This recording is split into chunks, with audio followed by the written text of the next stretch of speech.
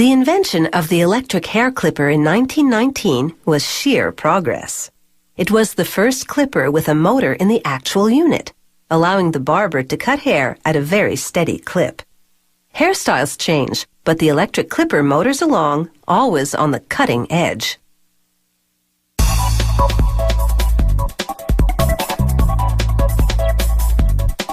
Hair is definitely a growth industry, so these early electric hair clippers were an easy sell. These days, they make the casing for hair clippers out of heavy-duty plastic. An automated mold melts and shapes the plastic material into casing parts.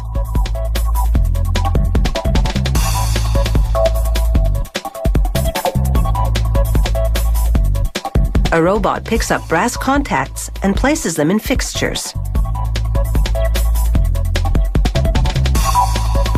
Another robot then attaches a plastic switch to each contact.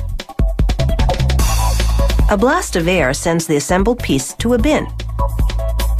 Here, a robot slides a plastic spool onto a mandrel, then anchors copper wire to it. They wind the wire around the spool more than 2,000 times to make part of the electric relay that will drive the blades. Pulleys keep the wire feed at an even tension.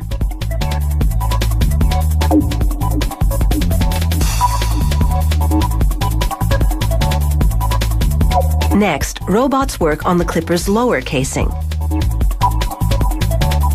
One installs a blade slide for adjusting the blade, and another picks up a lever to engage the slide.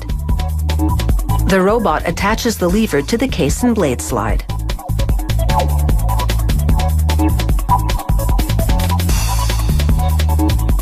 And an automated screwdriver fastens everything together.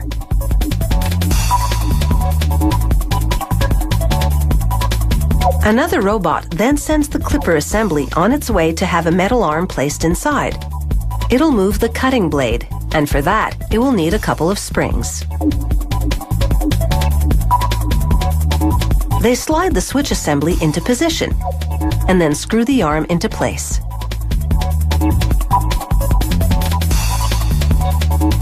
They install a screw for adjusting the power setting.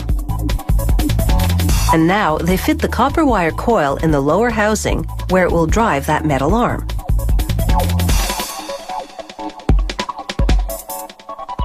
To activate it with the flick of the switch, they run a power cord from the switch to the coil.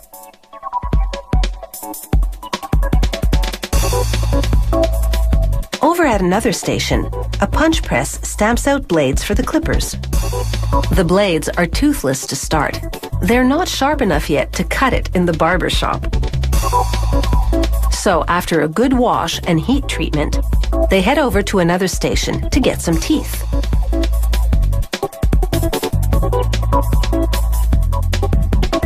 A worker pops a blade into a fixture to hold it steady, while a jagged, cylindrical cutter carves the teeth.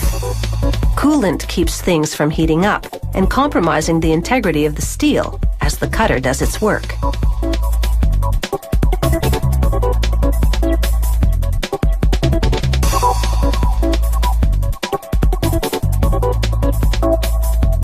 Each hair clipper has two blades, one with cutting teeth that moves over a larger stationary blade, which ensnares the hairs so they can be cut. Next, they print the company logo on the clipper's lid. And they attach the lid to the casing that holds the electrical components.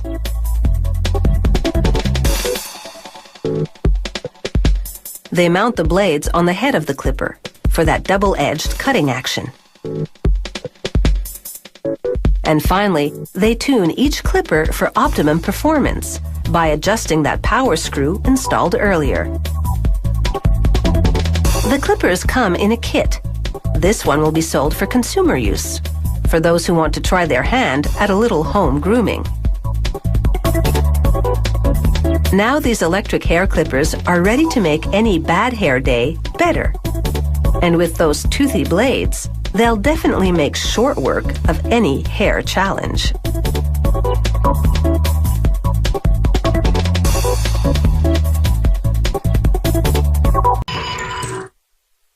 The nail clipper was invented in 1896 in the United States, and soon it was at everyone's fingertips. By 1902, ads marketed it as the gem, and it was sold by the dozen for $2 in U.S. currency. As an alternative to scissors, it was an idea that just clicked. More than a century after its invention, the nail clipper is still behind many a well-groomed hand. Its popularity numbers in the millions, and no manicure set would be complete without one.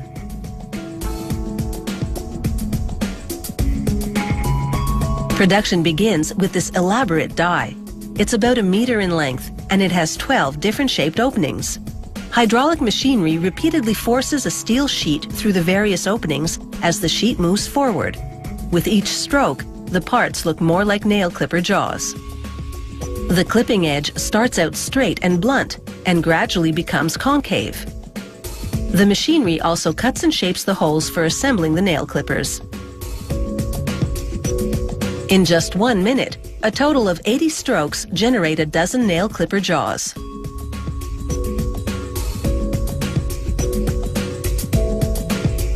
Here, the clipper jaws vibrate with abrasive stones and organic acid for up to 20 hours. This gentle polishing makes the parts gleam, but doesn't ruin the edges and contours. At the next station, a worker aligns pairs of clipper jaws for assembly. Using a mechanical press, he drives a rivet into the hole at the gripping end of the jaws. He flips the assembled clipper jaws over, inserts the other half of the rivet, and then presses the two tightly together. The rivet locks the gripping end of the nail clippers together so that the two jaws can't be twisted apart. Next, a worker smooths the edges of the clipper's gripping end against an abrasive wheel. This grinding evens out any irregularities and makes the two clipper jaws appear as one at the gripping end. Attention now turns to the cutting end of the clippers. After locking them in a device, a worker grinds the concave edges until they match up. These nail clipper jaws are now ready for the lever, but the lever itself still needs some work. Using a little press, they make a hole and an indentation between its two prongs, allowing the lever to sit more comfortably on the clipper. Levers are then fed one at a time to a set of drills that carve little holes into the prongs of the fork. The holes are just big enough for a pin that's 1.3 millimeters in diameter. Here's the view from the side, before and after drilling. A worker now inserts a bolt in the cutting end of the clipper jaws. This bolt has a little hole in the end of it. He presses the jaws together, and it's now time to attach the lever. He inserts the pin in the holes in the lever and the bolt. He pinches the pin with pliers to secure it, and the lever now pivots freely on the cutting jaws. All the pieces of the nail clipper have come together, but the assembly processes have left oil and other residues on this tool. It's time for a cleaning in a special tub. Sound waves keep the water moving to distribute the soap and scrub them clean. Once they dry, a worker uses a combination of acid and positive electrodes to etch the company name and item number onto the nail clipper. The next employee sands the cutting edges to sharpen them. It takes skill and practice to get them just right. He holds the nail clipper to a light and scrutinizes the alignment of the jaws as he opens and closes them.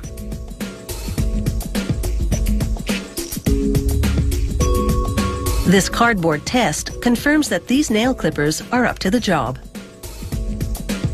From a blunt clipper on the left to a really sharp tool on the right, what a difference the sanding has made.